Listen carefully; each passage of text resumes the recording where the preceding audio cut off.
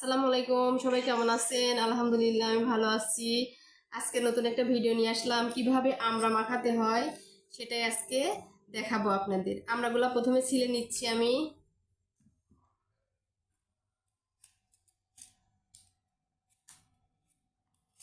এভাবে ছিলে নেব প্রথমে সব আমড়াগুলা।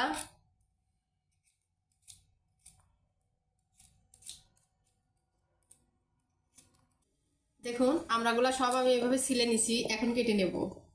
কেটে নিচ্ছি চাকু দিয়ে এভাবে।